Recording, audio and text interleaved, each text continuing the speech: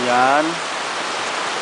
Pagkalipas na ilang minuto, ganyan nakataas yung tubig.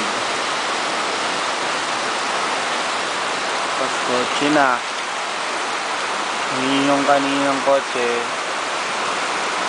hanggang windshield na. At malakas pa rin ang tubig. Yung kanina hanggang makina, hanggang windshield na. Lumalakas ang tubig ngayon.